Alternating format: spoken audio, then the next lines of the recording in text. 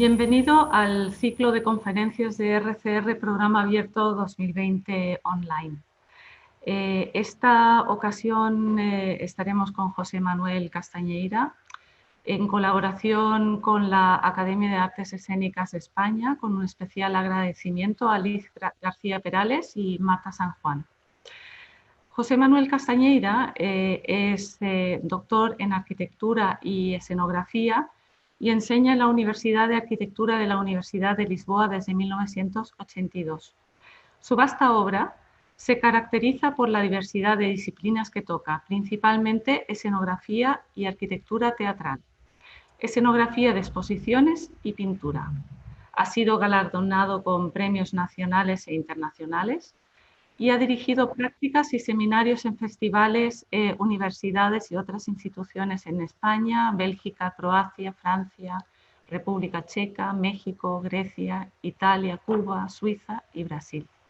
También es autor y consultor de proyectos arquitectónicos para teatros. Trabaja en el teatro desde 1973 y con más de 300 diseños escénicos ha colaborado con directores como Rogelio de Carvalho, Serge Verbel, Jorge Listopad, Jodo Mota, Ardebal Feire Filo, Arturo Ramos, Joao Lourenço, Gabriela Galvani, Carlos Fernando Pérez de la Fuente, Joao César Monteiro, María Ruiz, Rosario Ruiz Rogers, Joaquín Benítez, Elena Pimenta, José Sánchez Sinisterra, Carlos Avilés, Rodrigo Francisco, José Carlos Plaza, Ricard Salvat, Cristiane Satahi y Ignacio García.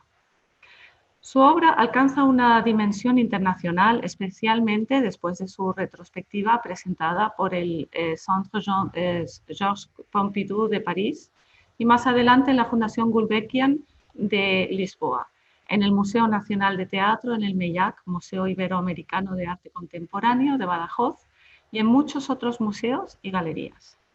De sus recientes escenografías destacamos Ricardo II de Shakespeare, Memorial del Convento de José Saramago, Electra en la versión de Girardot, San Juan de Max Aub, Carmen con el Ballet Nacional de España, La Cruzada de los Niños de la Calle de José Sánchez Sinisterra, El Pelícano de Strindberg, Bailando en Lungasa de Brian Friel, Mártir de Marius van Mayenburg, Reinar después de morir de Luis Vélez de Guevara. Entre sus procesos creativos, su dibujo y su pintura han alcanzado una cierta autonomía que ha llevado a la realización de una serie de exposiciones individuales en los últimos años. Además, ha creado en 1996 para el Museo Gulbenkian de Lisboa una exposición sobre las fábulas de La Fontaine, que ha alcanzado fama en el ámbito de la arquitectura de exposiciones. También fue el autor durante 3 años del Pabellón de Portugal en la Feria Mundial de la Cultura y la Lengua en París. Para la Expo del 98 en Lisboa, trabajó en los interiores del Pabellón de Portugal y fue uno de los 12 escenógrafos seleccionados para concebir La Máquina de Viaje, que resultó ser uno de los eventos más representativos de toda la exposición. Su contribución consistió en una enorme máquina de caminar diseñada para el escenario, llamada El vuelo de la cigüeña. Desde 2010 es miembro de la Real Academia de Bellas Artes de España y desde 2019 miembro de la Academia de Artes Escénicas de España. Es también autor de libros como Castañeira escenógrafo, Deseñar, Nuvens, Viriato Rei, O Tempo de Cerellas, Frei Luís de Sousa, Faust Pessoa, Reinar después de morir, y coautor de 14 historias increíbles o O fabuloso imaginario de las lendas de Reina Baixa, o Viagem a Italia. Ha desempeñado funciones directivas en la Fundación Calouste Gulbenkian, en el Teatro Nacional Doña María II de Lisboa, y en 1995 se une al Jurado Mundial de la Cuadrienal de Praga de Diseño Escénico y Arquitectura Teatral de Praga. En conexión con su conferencia se podrá disfrutar de una obra de videoarte seleccionada por el comisario Eduardo Bonito, que se llama Duet. Es una autora neerlandesa, Jacqueline Koster, que es artista visual y cineasta, y hablará sobre amor, lubricado, juego, lucha. Así que veremos qué nos presenta ahora José Manuel Castañeira, y estamos atentos a su conferencia. Muchas gracias. Bueno, buenas tardes. Muchas gracias.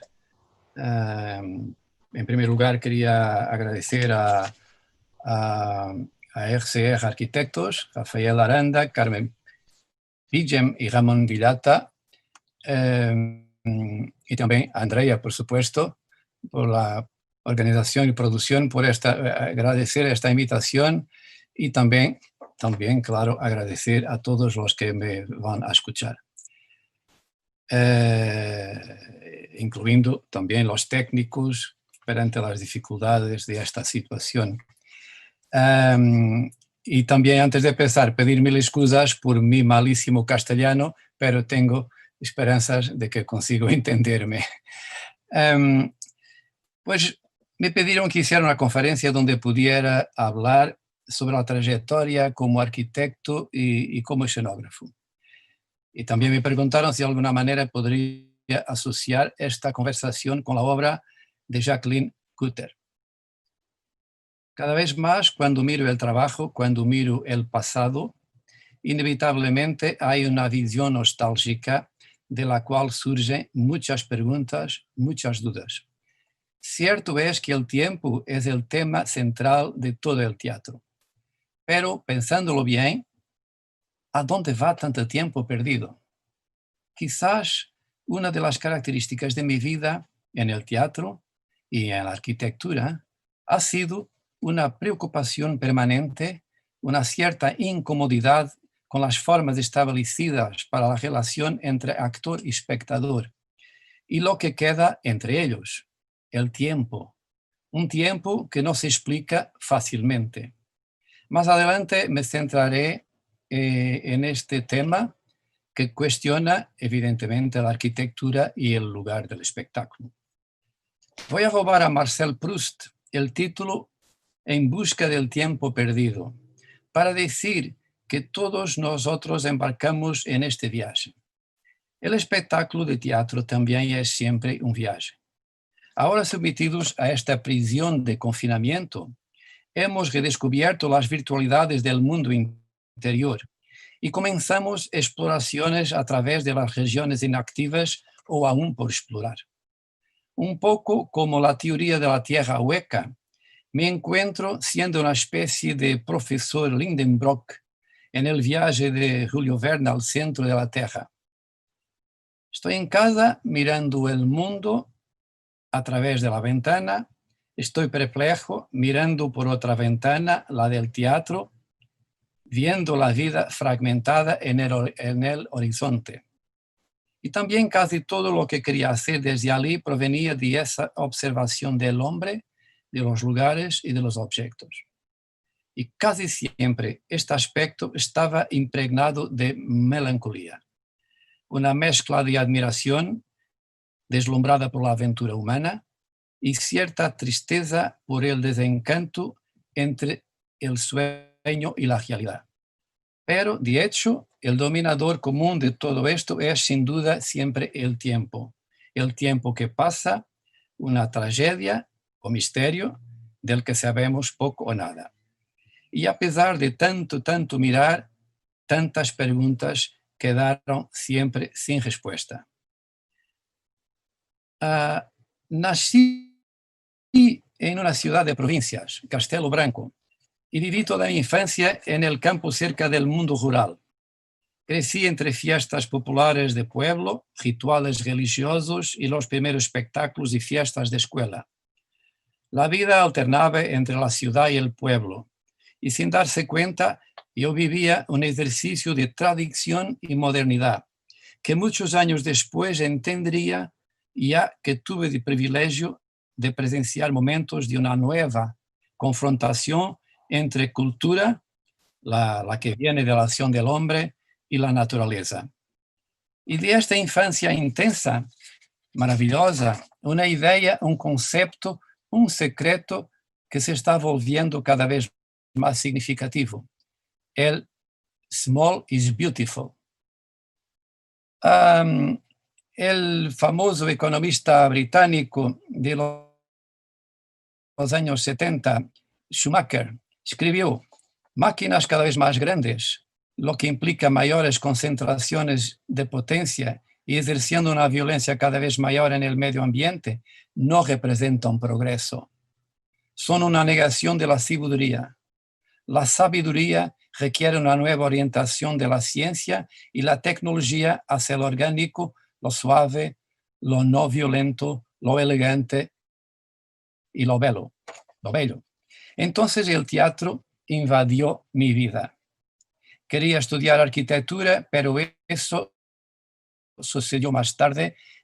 Ya yo hacía teatro muchos años atrás. Fue importante porque el estudio de arquitectura, porque me dio herramientas para sistematizar y organizar lo que antes estaba caótico. Me dio pistas para interpretar las geometrías de los sueños. Y luego me proporcionó métodos para sumergirme en la investigación y el conocimiento. Y en este duelo me di cuenta de cómo el teatro podía ser tan útil para la arquitectura, el significado que la invención del espacio puede adquirir a través de la dramaturgia. A partir de la diversidad del universo de la escenografía, hice un diagrama, que llamé el árbol de la escenografía, que podéis ver aquí, que no voy a explicarlo porque es demasiado complejo y exhaustivo, pero solamente para tener una idea de la enorme variedad y diversidad de disciplinas que podemos encontrar alrededor de la creación escenográfica. Exposiciones, cine, danza, la enseñanza, tipo de eventos de todo tipo, teatros también muy diversos, la televisión, la arquitectura, la construcción, la publicidad, en fin, y por ahí fue. Y entonces viene siempre la pregunta: ¿para qué sirve el teatro? ¿Y la escenografía para qué sirve? ¿Y para qué es esto todo? ¿Y dónde vienen las ideas? Hacer escenografía es inventar nuevas geografías, pero ¿aún podemos reinventar la geografía? En el escenario, en la mente, en el mundo, ¿todavía hay regiones por explorar? Estas son algunas de las preocupaciones que prevalecen y ganan más expresión ahora en este confinamiento inesperado. Después de la publicación que hice de 2 libros, que ya Andrea los citó, Dibujar nubes y El tiempo de las cerejas, sigo desarrollando el tema, que empecé con esto, Manual de sobrevivencia de un escenógrafo. Y sobre eso hablaré hoy concretamente de 2 temas. El primero, algunos de variadísimos temas que para mí son fundamentales sobre la creación escenográfica. Y el segundo, algunos casos concretos de creaciones escenográficas versus la arquitectura de los teatros. Algunos temas sobre la creación escenográfica, temas que son fundamentales para abordar la condición del escenógrafo. Los temas más directamente vinculados a las herramientas no me interesan mucho. Para mí, lo fundamental es la estructura mental de quienes se proponen como creadores de otros mundos. Así, empezaré por, estos eran los libros que hablaba antes, Dibujar nubes y El tiempo de los cerejos. Y aquí empezamos con el primer tema de la creación, el poder de la literatura. No hay mejor alimento para la imaginación que la literatura. Grandes libros nos dan la clave para entrar en el laberinto de las palabras. Con la creación escenográfica podremos aspirar a poder entrar al otro lado del espejo, pero necesitamos preparación para saber cómo podemos viajar allí sin perdernos y poder regresar. No se trata de la cantidad de libros que leemos, ni del tamaño de las bibliotecas, sino de cómo algunos libros pueden acompañarnos y alimentarnos a lo largo de nuestras vidas. Cuando entro en una palabra, es como cuando entro en una casa. Ambos pueden y deben estar deshabitados. Ambos esperan ser moldeados y seducidos por el universo que yo llevo sobre mis hombros. Y es con ese peso, con la densidad de mi propia sombra, que se va a contaminar una atmósfera y se produce un lugar efímero. Y así nace el espacio de la palabra, un posible primer lugar para los actores. Pero es con una alegría redoblada que logro traer de estos viajes, entre comillas, las referencias para futuros descubrimientos. Estar en esa gran biblioteca es como estar en la ciudad. Como dijo Walter Benjamin sobre viajar y conocer ciudades, me gusta perderme en la ciudad, pero como todo requiere aprendizaje. Otro tema es la imagen de las palabras que viene detrás. El problema del lenguaje y el papel del dibujo. Se han gastado muchas palabras y ahora tenemos un grave problema con los idiomas. En nuestra civilización, la palabra ha dominado la comunicación, pero todos sabemos la creciente dificultad de hacer eco de las palabras. Pero no siempre fue así. En otras civilizaciones, otros idiomas, como el dibujo, adquieren otro valor. El dibujo, por ejemplo, es más preciso, más intenso, como estos que vemos en estas imágenes de los códices de precolombianos, de los mayas y de las culturas precolombianas. Otro tema, la velocidad.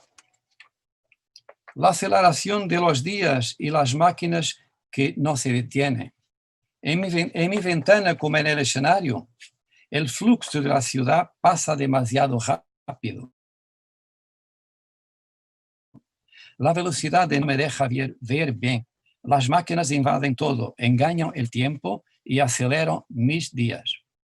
La imagen de la vida cotidiana se ha vuelto borrosa.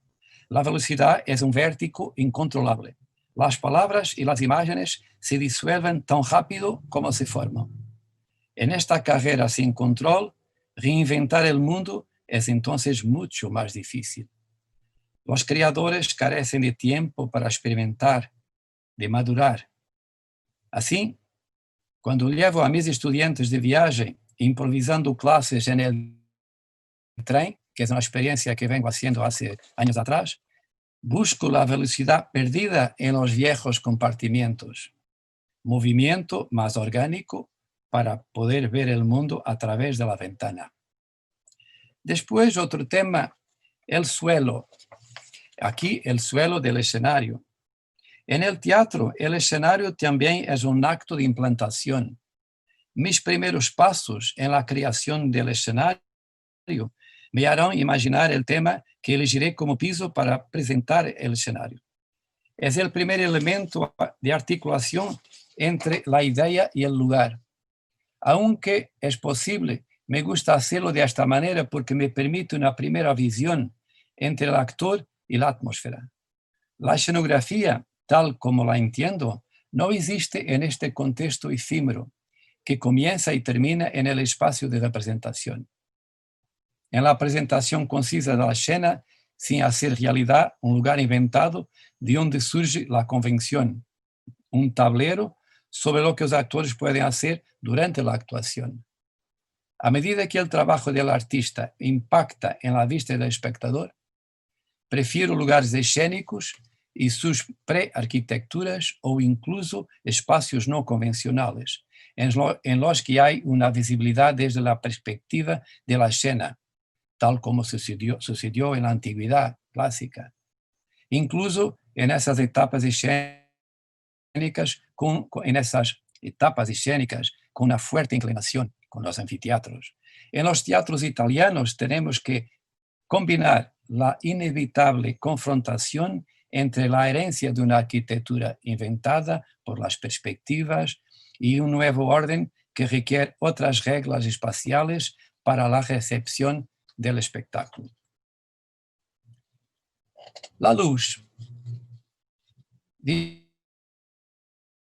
Vivíamos con exceso de luz. En esta civilización casi se ha olvidado el valor de la noche. El gran crítico y teórico Georges Banu dice que con la invención de la luz eléctrica, la noche llegó al teatro y eso cambió la forma de imitar el mundo. Podemos hacer luz por suma o resta. El director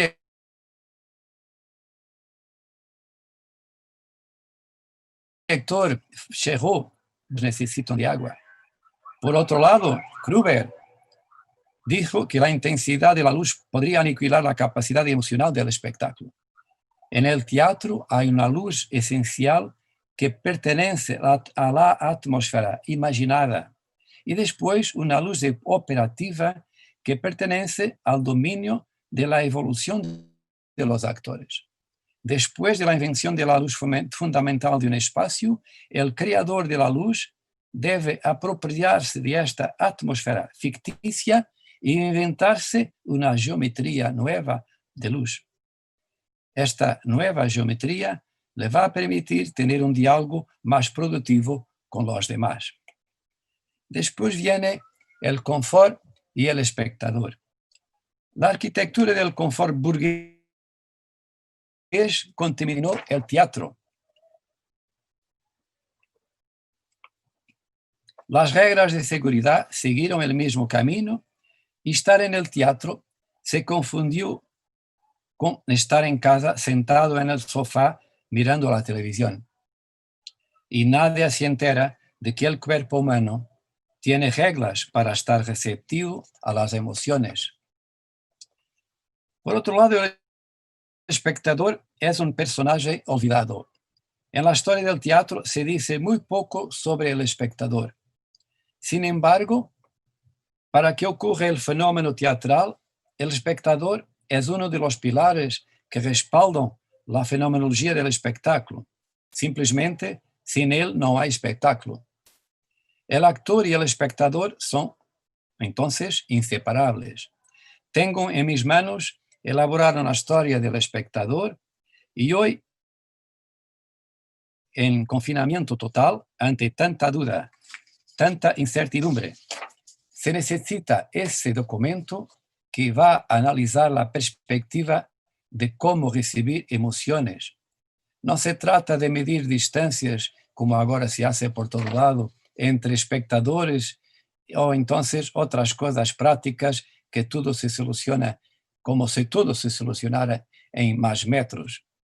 Estas son solamente reglas de salud. Los ensayos.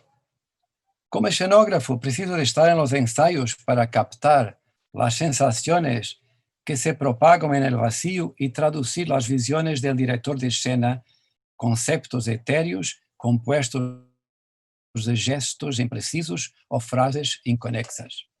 Escuchar y ver a los actores que comienzan a invadir un espacio de apariencias vacío con palabras y gestos inconexos.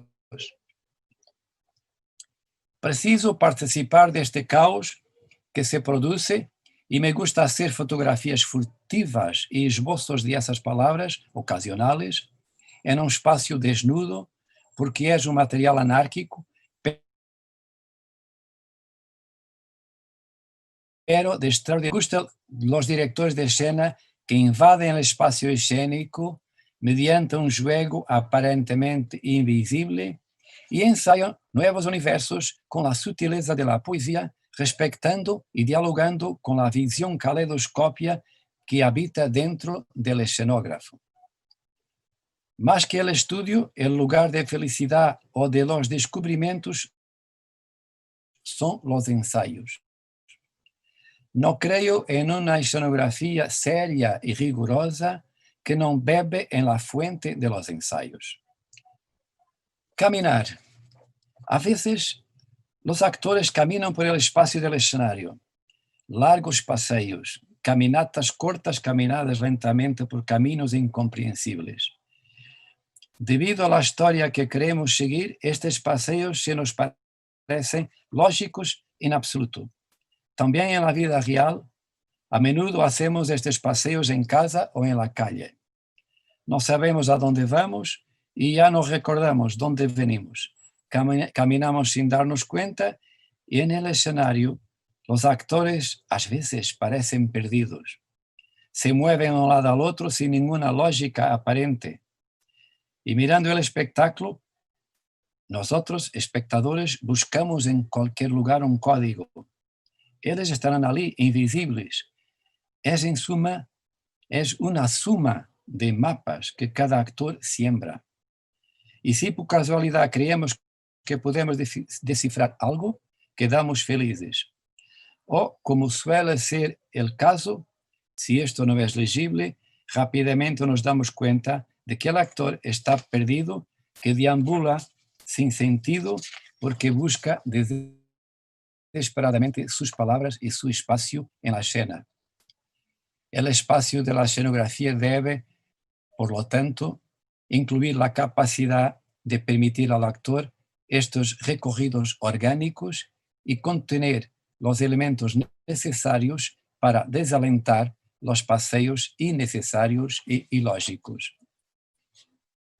Y la sala de espera. Más que nunca, ahora, cerrado en casa, me encuentro observando con frecuencia el globo terrestre que está encima del mueble y la literatura de viajes vuelve en fuerza a mis lecturas. Tantos y nuevos viajes imaginarios que siempre terminan en un lugar llamado duda, un lugar que es una especie de sala de espera, un escenario donde esperamos ansiosamente algo no completamente claro y donde simultáneamente todo nos lleva a la condición humana. Esta espera me envía inevitablemente a Beckett, pero también a Peter Handke y a Buzzati, a Dino Buzzati. Una escenografía es también como una sala de espera.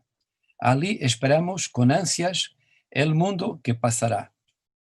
Primero nosotros, luego los actores, luego la mirada del espectador. Todos esperan poder soñar. Sí, porque el teatro revisa piezas del mundo con gente adentro. Las mejores salas de espera del mundo después del teatro están en los aeropuertos, con personas que llegan de los 4 rincones del planeta, y me siento a la distancia de varias puertas de los terminales. En las escaleras mecánicas, un nuevo mundo de pequeñas historias se deshace y se forma cada minuto a través de estas personas tan diversas y plurales que cruzan el mundo sin parar. Y lo hacen en un ritual marcado por la elegante velocidad de esas escaleras mecánicas. Lo mismo es cierto en el microuniverso de las salas de espera de una estación de tren o en una pequeña oficina. Por eso, en muchos escenarios he recreado bancos largos como están en estas salas de espera, un lugar de transición entre escena y atrás del escenario, entre personaje y actor.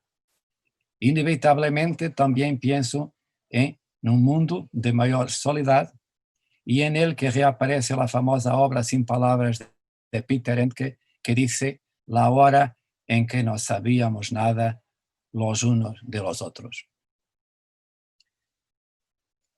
Los ángulos de visibilidad. Como escenógrafo siempre tuve una visión privilegiada de los espectáculos. No soy actor, pero tampoco soy espectador. Y a mí lo que más me interesa es que no es quedarme en el patio de butacas, ni tampoco en el escenario, porque no soy actor. El lugar, mi preferido, es el lugar, diría, que es casi imposible, donde pueda mirar al mismo tiempo lo que se pasa en el escenario y lo que se pasa en el patio de butacas.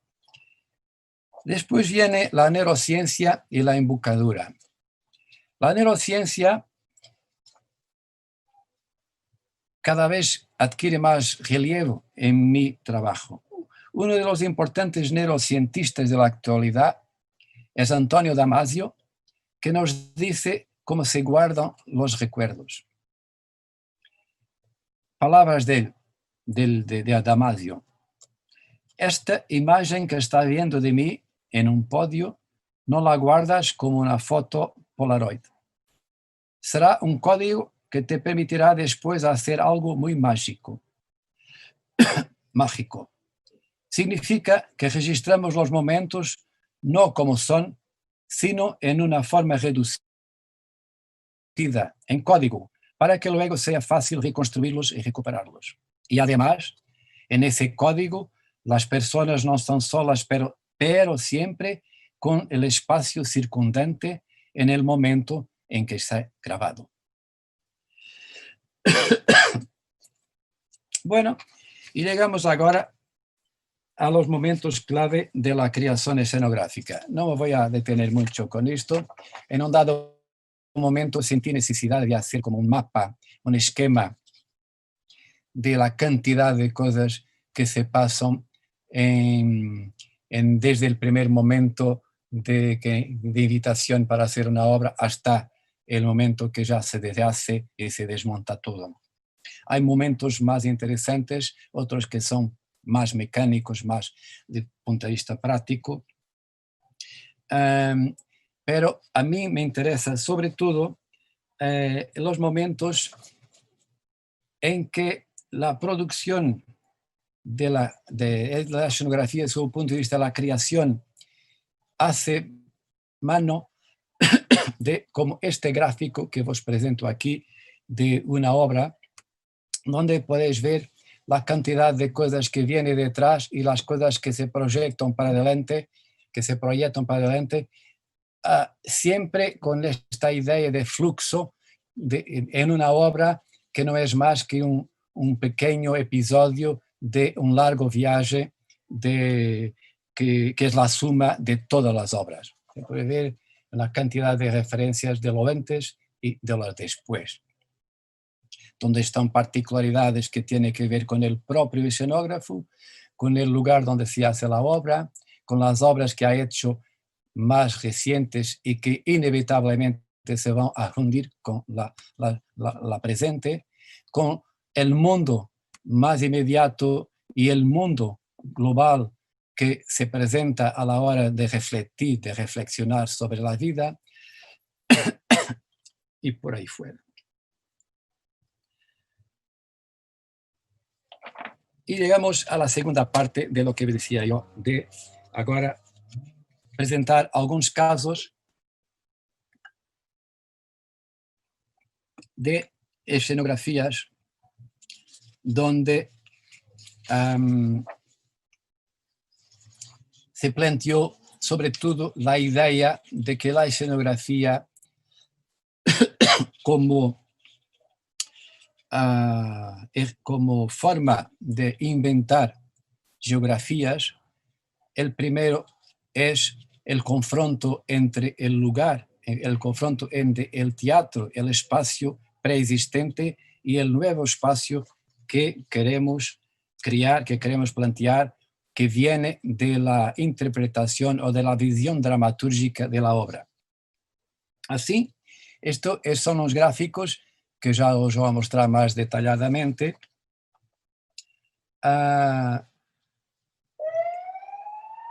Con los dos colores que podéis ver en rosa los espacios escénicos y en azul el lugar del público, y como veis la diversidad de soluciones.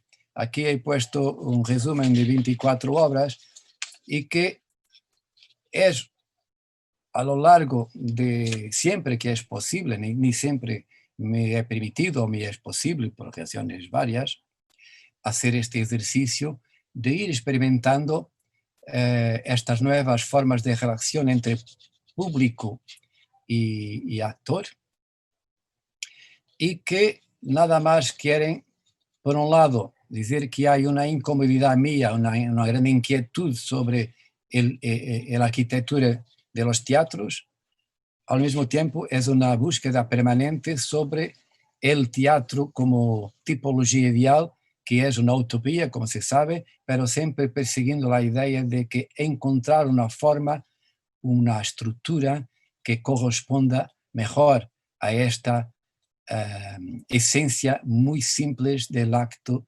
teatral, el flujo que se establece entre actor y espectador.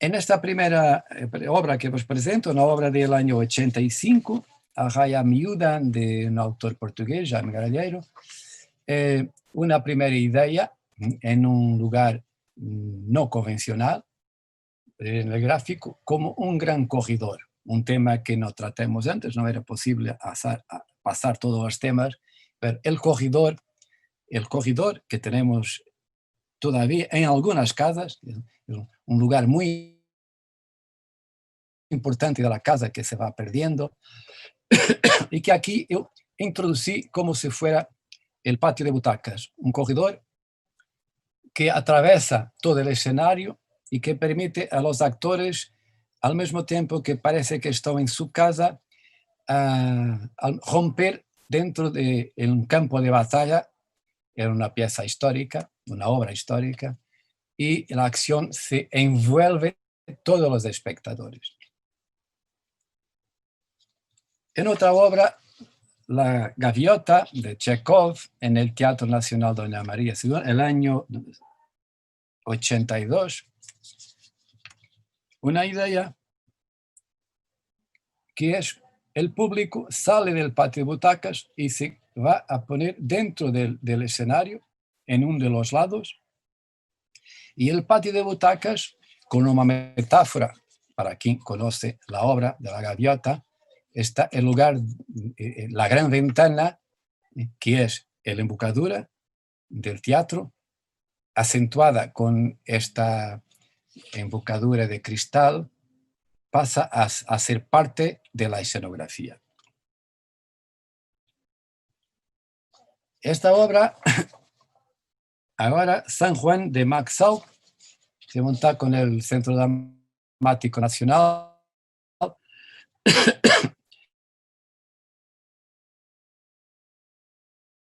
que se estrenó en Valencia y de sus lugares, a Lisboa ha venido también, el año 89. Entonces, este barco, como referencia fundamental del lugar donde se pasa, de este barco a deriva sobre el Mediterráneo, una estructura muy mecánica porque fluctuaba, porque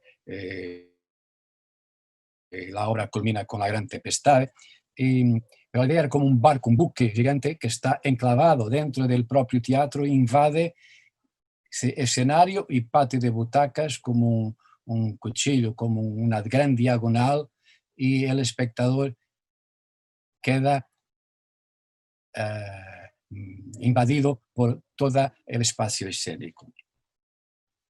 Aquí en el dibujo abajo puedes ver la idea, este dibujo muy simple, el negro y blanco, donde se ve esta idea del escenario, de la escenografía que sale del escenario y invade todo.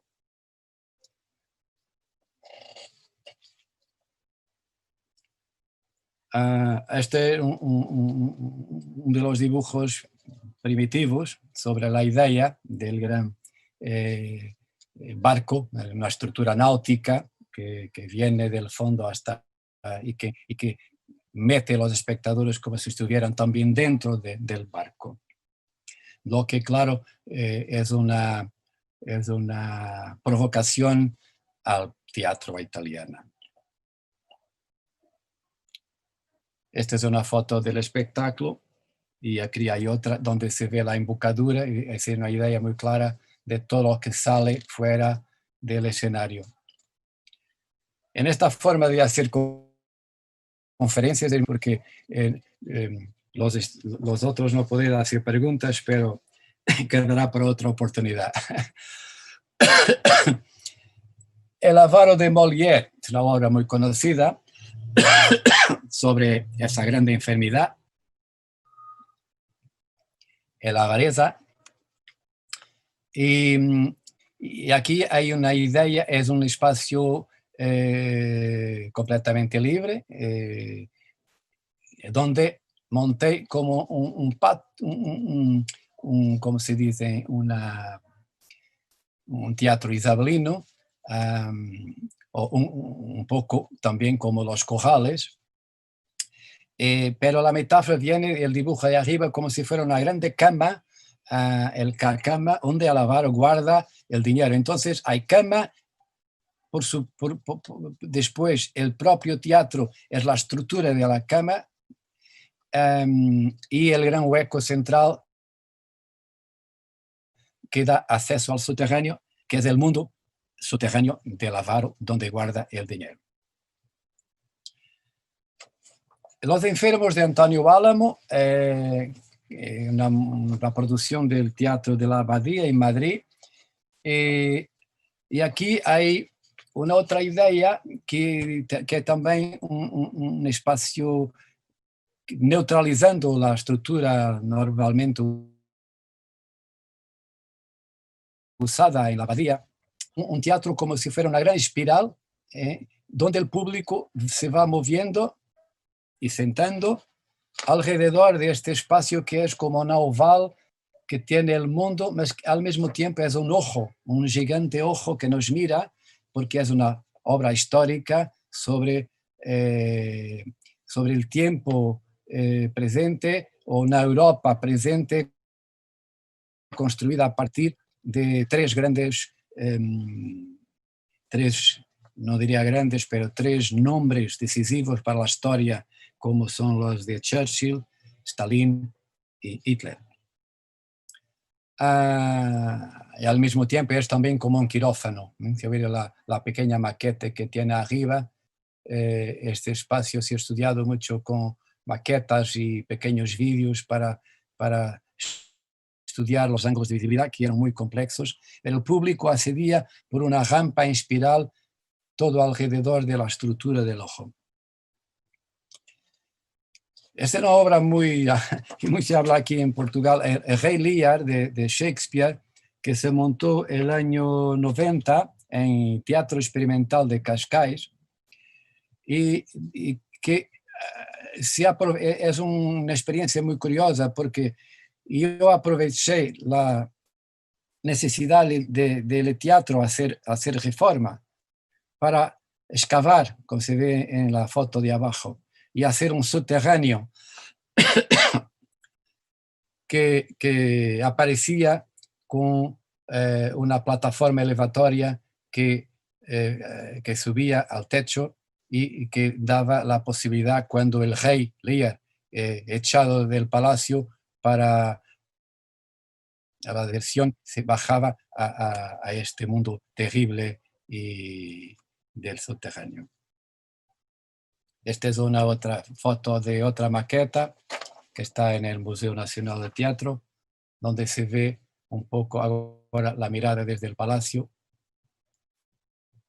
el público alrededor, un poco también como en el teatro de arena, el teatro isabelino o el Corral. Esta es también la maqueta, esta quizás sea otra.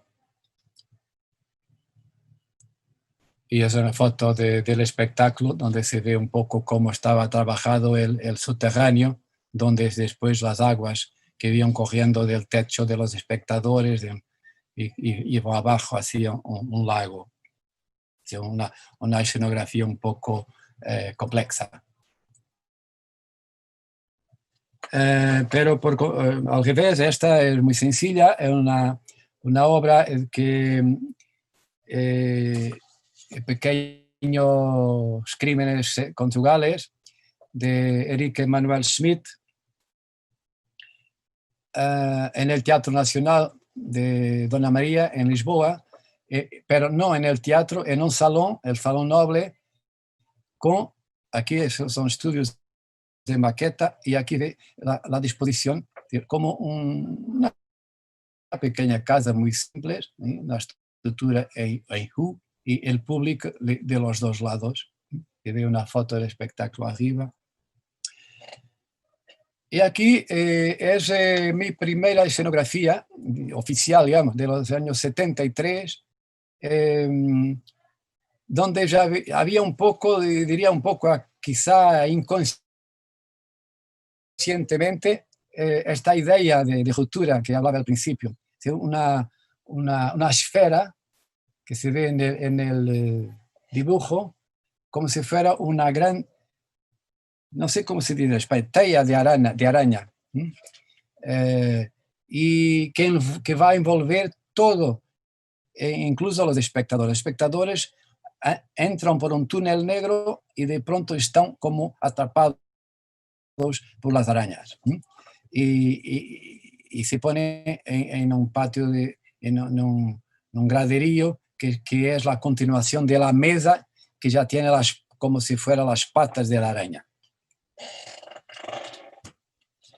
Y después, el año 90, el Terminal Bar de Paul Selig es una obra un poco que ya tiene estos años todos, pero es como si fuera ahora. Es una obra que habla de algo que está haciendo desaparecer a todo el mundo. Hay una enfermedad que atacó el mundo entero. Este se pasa en New York, donde ya casi no hay gente. Hay unos seres errantes y se pasa en un bar en ruinas, donde hay una historia que nada más habla de que una lucha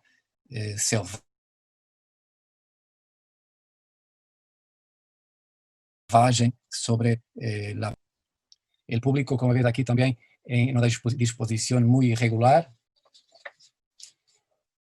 en función de lo que hacemos ahora con los teatros italianos.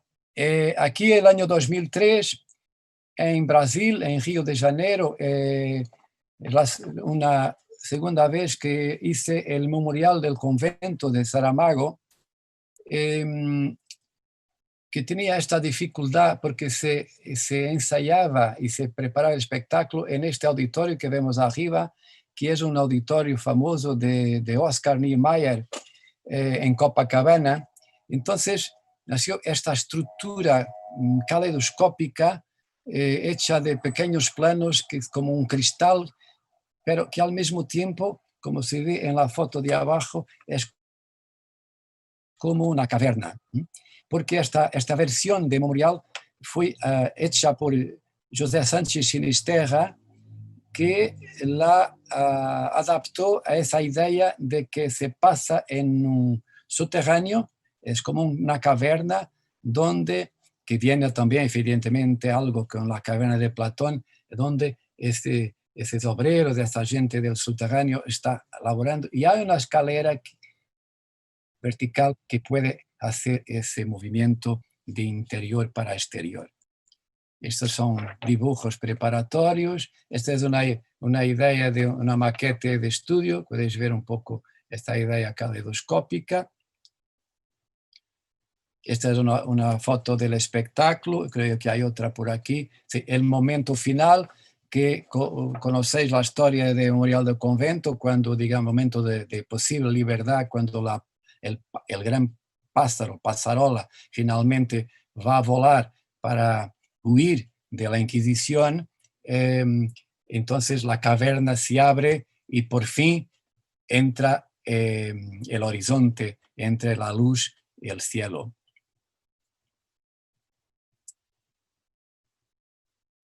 Esa es una obra de cámara de Yanis Ritsos, este gran poeta griego, del año 84, Sonata, un teatro de cámara para un público reducido de 40 a 50 personas, pero se ve en el gráfico arriba a la izquierda, el público está confinado a la derecha, apertado ahí con un muro, y al fondo tiene un espejo, y una gran parte de la obra se la ve a través del espejo. Concretamente, escenas que están con el piano, que está al fondo a la izquierda. Esto es como un monólogo de una actriz y un pianista. Una mirada muy distinta. O en esta, que una obra en inglesa, Paradise Sorry Now, de Catherine Hayes, en que los espectadores están colocados de los dos lados de una calle. De una calle que se cierra con este, no sé cómo se llama, estas cortinas que se pueden mover horizontalmente y que por veces el espectador estaba sujetado a mirar de esta forma, siendo los actores que manipulaban la visibilidad o no visibilidad de la escena, o entonces abierto como si fuera un bar cortado al medio por el escenario. O entonces, otra vez más para atrás, el año 77, Las tres hermanas de Chekhov, en que los espectadores están alrededor del escenario, como ves ahí arriba, y el espacio domina todo y los espectadores son como voyeurs que se intrometen ahí en las tres partes. Y aquí hay un error, este gráfico no es de aquí, disculpa, este gráfico que está arriba no es de aquí. Aquí es muy curioso porque la idea del espectador voyeur aquí se lo lleva al límite, o casi al límite, porque esta obra que se llama La noche y el momento de Crébillon Fils es un juego erótico, digamos, entre una pareja y que al mismo tiempo es controlada por la criada que lo mira desde arriba como un balcón que hay arriba, y los espectadores se intrometen en esta habitación mirando como si fueran dos cuadros que están en la pared. Entonces, como ven aquí, de un lado dos filas de espectador y el otro lado igual.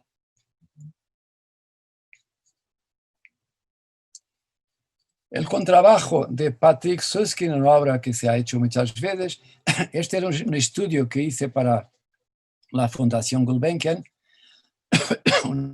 una primera versión, donde se proponía este paseo de los espectadores como si fuera a través de una floresta de puertas hasta entrar en un espacio que después se cerraba.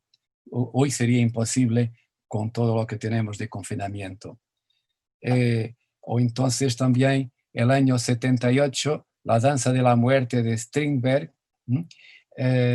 con el público disperso entre la cruz de la escena y separados por cortinas de PVC.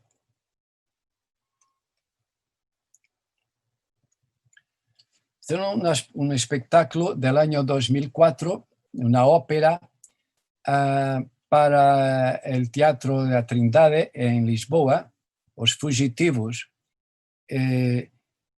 donde el escenario es como una gran ruina, está tratada aquí como suelo revuelto que se mezcla con el propio suelo que se puede quitar de las maderas del escenario clásico de teatro italiano. Entonces, el dibujo de arriba y cómo se va moviendo todo. Aquí se ve un poco algunas fotos, incluso una gran dificultad que es meter en esta estructura el propio foso de orquesta.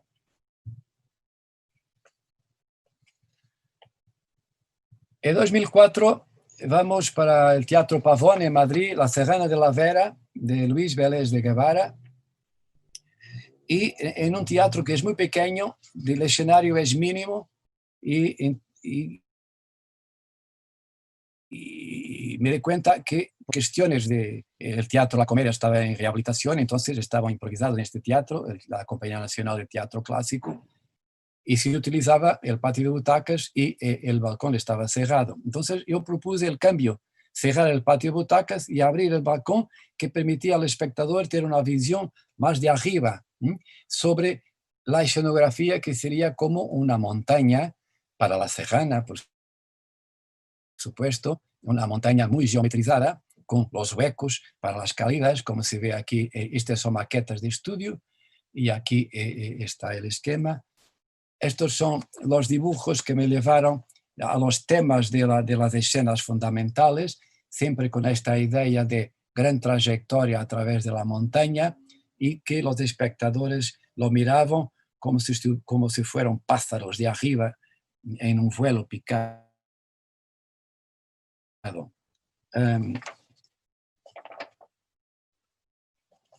Después, Electra se sienta bien el luto del año 2010. Y ahora os enseño dos o tres, para terminar esta parte, dos o tres obras más recientes. Es una obra que, al revés de trabajar sobre la cuestión que veníamos hablando del espectador, va a trabajar sobre la forma de utilizar materiales digamos, reciclables. Entonces, yo me puse a hacer esta obra a partir de la cámara acústica del teatro, transformando la cámara a través de un ejercicio de geometrización, como se ve aquí, con pequeñas adaptaciones.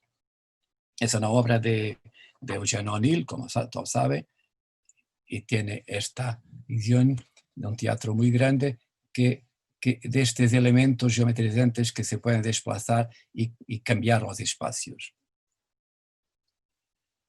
O entonces, utilizando las mismas piezas de la cámara acústica, haciendo un pequeño teatro de cámara dentro del propio, no sé si no va a aparecer aquí, todo esto está hecho dentro del escenario del teatro, una pequeña cámara, ahora para unos 100 o 150 personas como mucho. Se ve la maqueta de arriba y esta obra que es El Pelicano de Strindberg. Son fotos de la obra. Y aquí, sobre todo abajo a la derecha, se ve esta perspectiva acentuada hasta el fondo, donde se va a producir el efecto final que sabemos que es el gran incendio de la casa. Y la última obra que ha planteado también un cambio radical en la forma de utilizar la escena, Reinar después de morir, de Luis Vélez de Guevara, en dirección de Ignacio García, donde estos son dibujos que hago, y lo puse aquí para enseñar que me gusta mucho dibujar al mismo tiempo que están indo los ensayos, sobre los ensayos. Es como una tentativa de hacer fotos con el dibujo. Y a partir de ahí, el juego de las ideas que tenemos mezclado con el movimiento de los actores puede salir ideas muy interesantes para la forma del espacio. Es la construcción de la escenografía. Entonces, por la primera vez, esta idea de hundir más el imaginario de que el teatro es como un barco. Y el otro es que el actor no tiene que estar prisionero del plano horizontal permanente que tiene todos los escenarios. Es una foto del espectáculo. Creo que hay otra por aquí, exactamente, se ve mucho el movimiento. Después es curioso que mucha gente le fue a conectar esta imagen con las pistas de skate, cosa que no me tenía pasado por la idea, pero efectivamente lo es. Bueno, y ahora que estamos viviendo tiempos de inquietud, de miedo, de mirar el futuro como jamás lo teníamos hecho. El famoso niño prodigio Robert Pirsig, el año 84 en Estados Unidos, escribió: hemos alcanzado curiosamente el punto de cambiar la posición del cuerpo del flujo de tiempo natural. Para los griegos, para los griegos, el futuro vino de sus espaldas y el pasado se estaba alejando delante de ellos. Ahora enfrentamos el futuro mientras el pasado se desvanece detrás de nosotros. Y en el teatro del futuro, pregunto, ¿cambiarán las distancias entre espectadores y actores y entre espectadores y espectadores? No lo sabemos. Estas conclusiones no nacen en el teatro. El teatro siempre será el espejo de la vida. De momento solo tenemos una suspensión de tiempo y hacemos preguntas esperando las respuestas. Muchísimas preguntas. Por ejemplo, ¿las imágenes y las palabras ahora tienen más espacio de circulación? ¿Nace un nuevo espacio entre los espectadores donde ahora hay muchas sillas vacías? ¿O entonces tenemos nuevas áreas para explorar?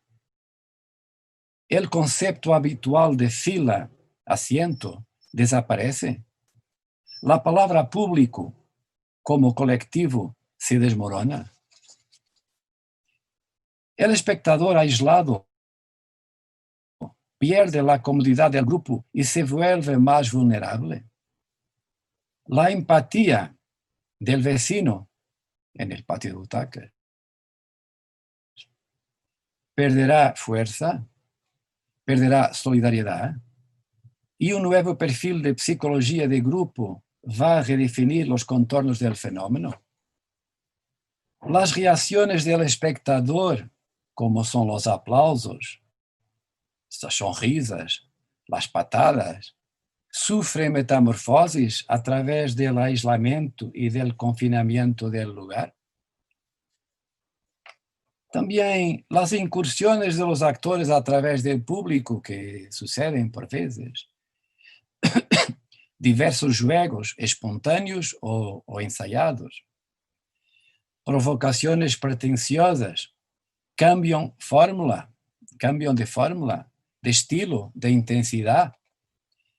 El público, esencialmente voyeur, está de vuelta, está de regreso, ya que ahora el espectador quiere ver el espectáculo simultáneamente, pero también quiere controlar el comportamiento de los otros espectadores. Ver y controlar todos los movimientos públicos será una nueva función en el teatro. Además de la cámara de vídeo fixa que muestra detrás de la escena la evolución del espectáculo, ahora las cámaras que muestran la totalidad de los espectadores y su comportamiento va a ser una realidad. Pues el teatro es memoria.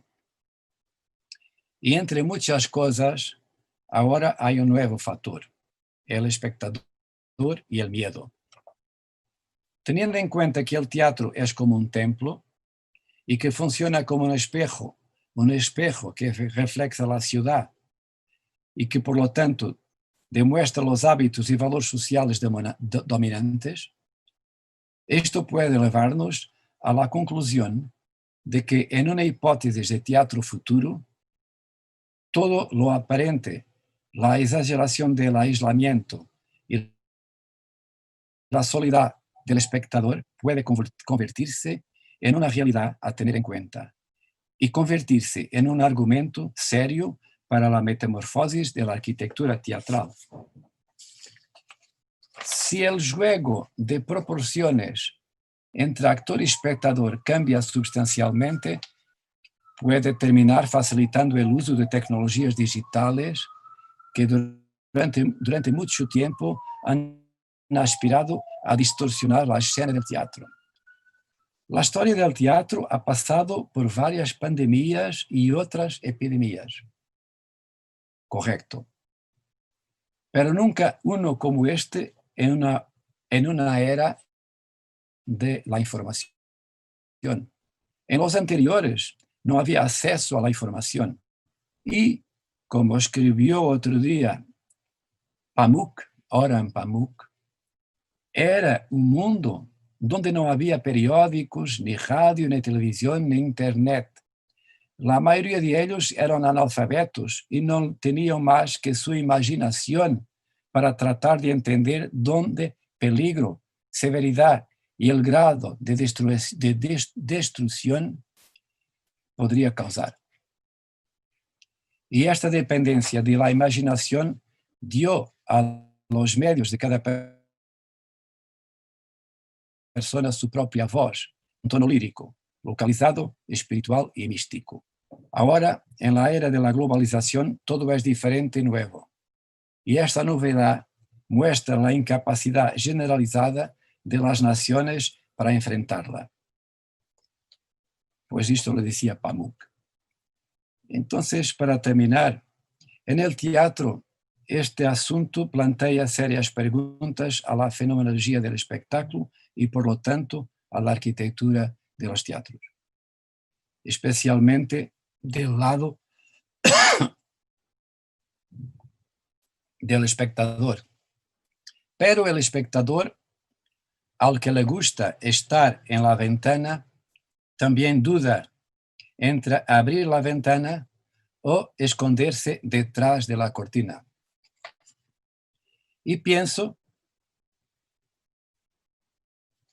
para terminar, en Olga Tokarczuk, la gran escritora polaca, cuando recientemente escribió sobre precisamente la ventana. Y hacía estas preguntas que las hago como las mías preguntas. ¿No ves que volvimos a un ritmo normal de vida? ¿Que el virus no es desorden de la norma, sino todo lo contrario? ¿Estaba el mundo agitado antes de que el virus fuera anormal? Pues muchas gracias por tener paciencia de estar oyendo todo esto. Espero que os haya hecho grado y hasta pronto.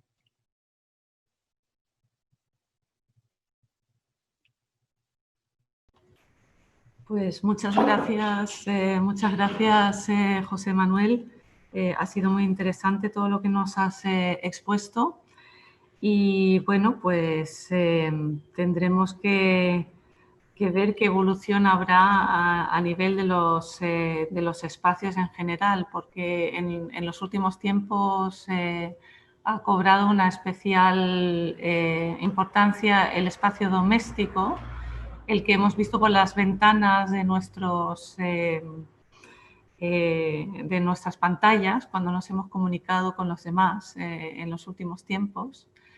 Y habrá que ver cómo se desarrollan los espacios de encuentro y cómo va a evolucionar ese espacio escénico de nuestras vidas, ¿no? Que define siempre el teatro. Exactamente, creo que sí.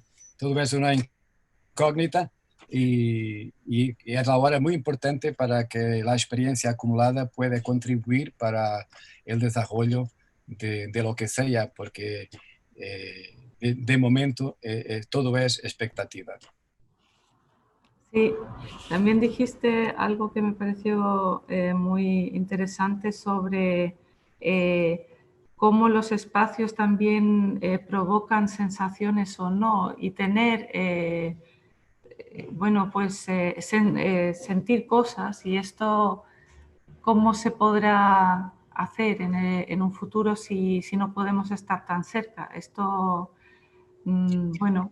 Sí, sí, pero yo creo que lo que tenemos que tener mucho cuidado es no exagerar en la idea de que todo se va a solucionar con, como decía yo atrás, con más metro, menos metro. Creo que tenemos que siempre, claro, tenemos que corresponder a las exigencias sanitarias, ¿no? En fin, para quedarnos vivos, pero colocar siempre el problema de una mirada distinta, que es de la esencia. La primera cosa a ponerse sobre la mesa es siempre la esencia del fenómeno del espectáculo. Es como en la arquitectura, la esencia de la arquitectura. ¿eh? Hacer arquitectura, inventar espacios para que la vida sea más feliz, para que nuestra vida sea mejor. Esa es, digamos, la esencia, ¿no? Y no decir que la pared es más grande o la sala más pequeña. Esas son cuestiones que vienen después, ¿no? Y aquí es lo mismo, porque ahora hay esta efervescencia, lo que es normal, de que cuántos metros tenemos que poner la silla del otro y cómo se va a entrar en el teatro, cómo se va a salir, todo eso es importante. A la hora de que tenemos que, como ayer fui al teatro y pues muy bien, hay que respetar todo eso. Pero la gente que está pensando cómo solucionar esto, tiene que hacer un ejercicio al revés, ¿no? Todo tiene que estar sometido a lo que es la esencia, ¿no? Porque si no corremos el riesgo de inventar espacios que corresponden a las exigencias sanitarias, mas que no tienen nada que ver con el teatro, es otra cosa. Claro que hacer teatro por la televisión, por la internet, bueno, pues muy bien, fue una solución de recursos, no había otra posibilidad, pero que la gente comprenda que eso no es teatro. Ni tampoco es vida. Y tampoco es vida, Sí. exactamente. Y al final volvemos a lo que dice Pamuk, miedo, tenemos miedo, pero acreditamos que vamos a poder volver a vernos, a abrazarnos, a ser una comunidad y a tener emociones y a poder corresponder a esas emociones. O reinventarlo todo. Preguntas, no sé, no tengo respuesta, pero tengo esperanza de que se va. Otro día un poeta amigo, perante toda esta inquietud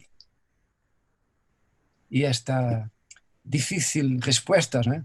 Decía, hombre, ¿y los cientistas? Estamos esperando que los cientistas, ¿dónde están? Que nos solucionen, que la ciencia tan evolucionada, que nos solucione el problema, porque queremos otra vez volver a los cafés, a los teatros, a abrazar a los amigos. Y estamos en esto.